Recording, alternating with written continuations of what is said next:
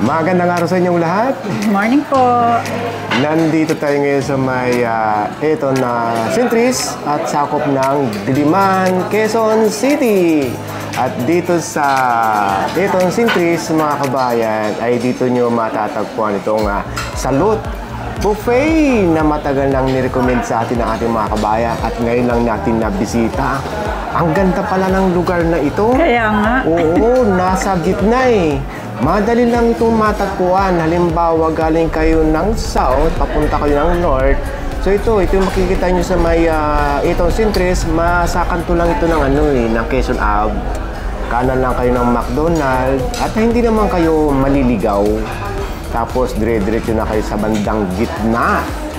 Ang parking pati, walang problema. Ang laki. Very good ang parking. Oo. Naka-level parking po sila. Oo.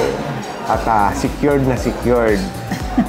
Ang presyo nga pala ng buffet dito sa Salud ay pagka weekends ay 799, pero pagka weekdays 759? 749. Ay, 749.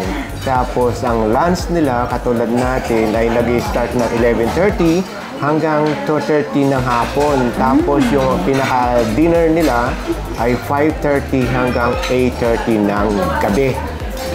Tapos yung kanilang mga dish dito kasama na yung mga dessert ay hulaan mo. Naku, kita ko ang dami.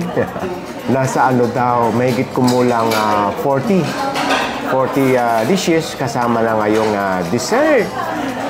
Bago namin ipakita sa inyo yung menu o yung mga dish, ang ibig pala sabihin ng Salud, healthy. Healthy food. Salud came from Brazilian words. Dahil yung may-ari pala nitong Salud ay nasa Brazil. At ibig sabihin tira doon. Tapos ang unang branch nitong Salud ay doon nga sa Brazil. Tapos ito yung kauna-unahan dito sa Pilipinas.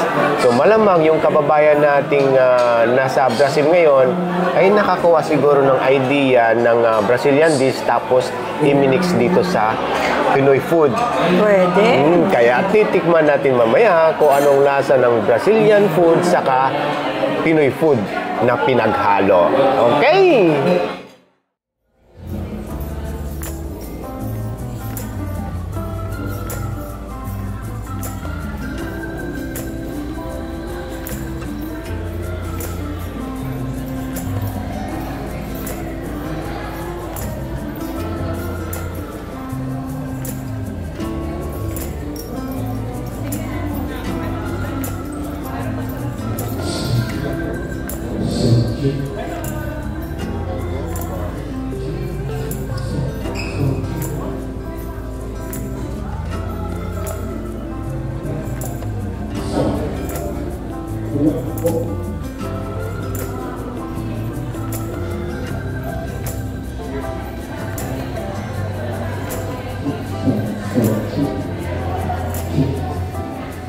Hello po.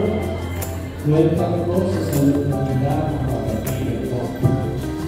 Sa amin po mga guest, kung gusto mag-pictures o video sa Buda kung meron pa po, okay lang po yung karapahan ng pictures o videos sa mga kapatid. Pwede po sila i-post sa inyong social media, pwede po rin ang mag-wish na nagpapakapag. Bigyan po namin kayo at 3 minutes mga kapatid para mag-picture po at mag-picture namin po mga kapatid.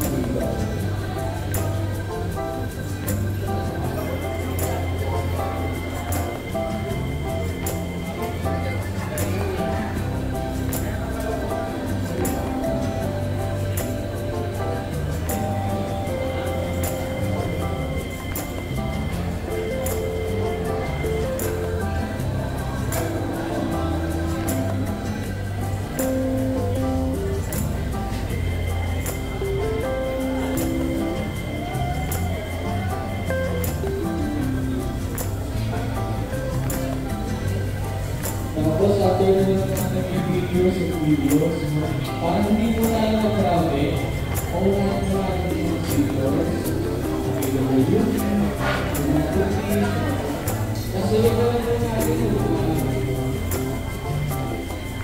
other people po.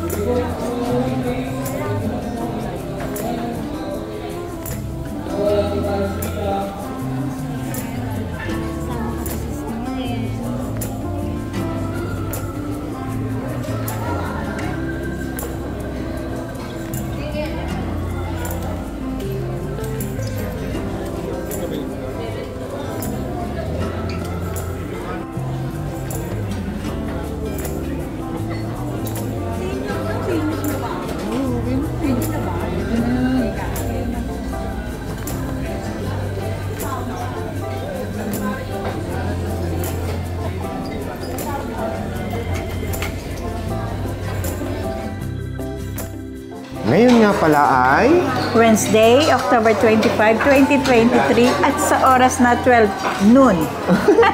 so ito yung mga kinuha namin. Anong kinuha mo, sweetie? Pork barbecue. Ito hindi ko alam eh. Parang chicken barbecue rin or ano. Alam mo na yung favorite. Oh, yung lechon. Oo. Lechon belly.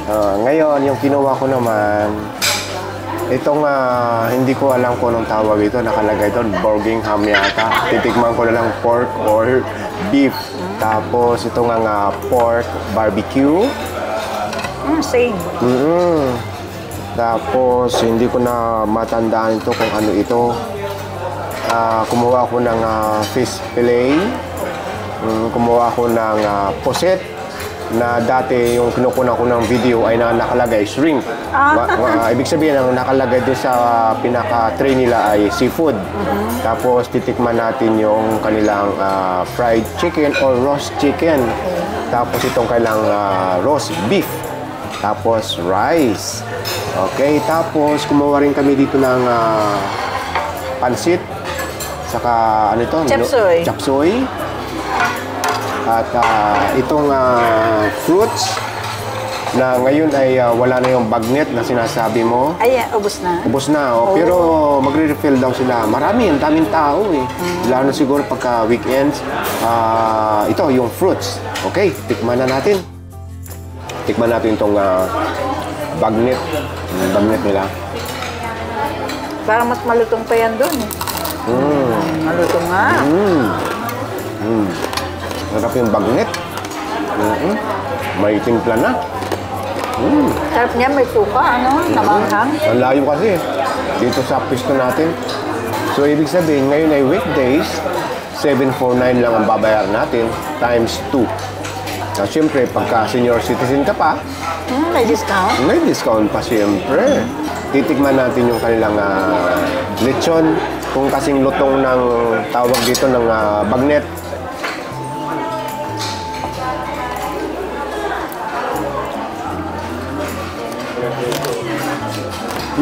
Malutong? Malutong, ha? At may timpla na siya. Saw-saw natin. At yung, di ba yung pinaka-partner ng liempo yan, malutong pa rin? May part na hindi. Hindi makunat. Okay. Ayun. Mix siya. Masarap yung lechon, may timpla na. Titikman natin itong texture ng pusit.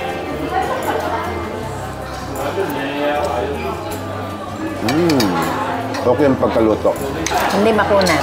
At may kunting anghang. Tikman mo, sweetie, masarap. Masarap siya. Masarap yung pusit.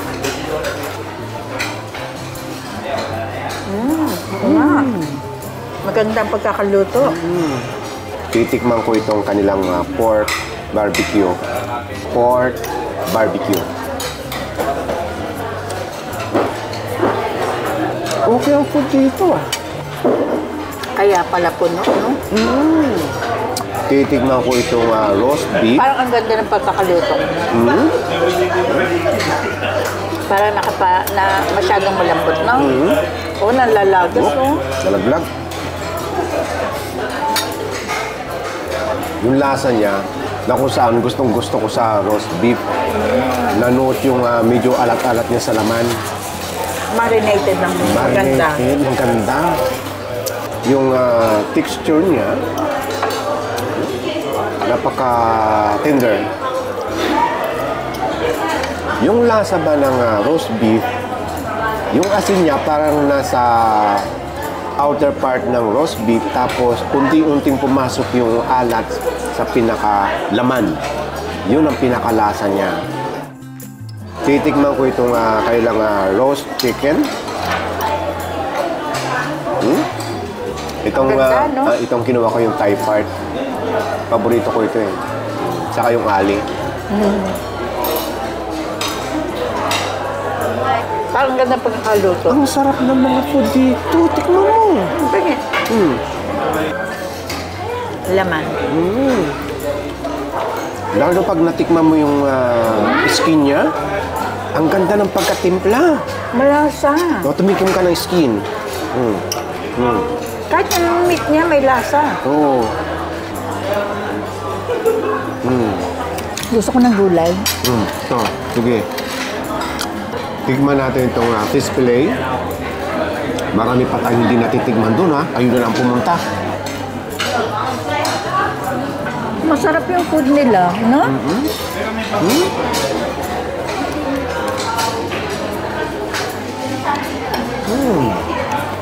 Very good yung food nila dito. At saka malaki ang place. At yung place, okay. Yung sasakyan nyo, okay. Kung marirate ko ito, lahat ay 5 stars. Yung sabi ko sa'yo, kaya maraming salamat sa nag-recommend dito. Talagang masarap sa niya. Puntahan nyo yung Salud at magugustuhan nyo. Tama. Thank you po. Talaga nagustuhan namin. Shout out sa chef dito. Magaling at marunong. Tama yung pangalan niya. Salud. Salud ako sa Sasarap. sarap. So yun mga kabayan, inuulit ko lang yung bayad per person. 799 pagka weekends at 749 pagka weekdays. Okay! Punta kayo. Panalo.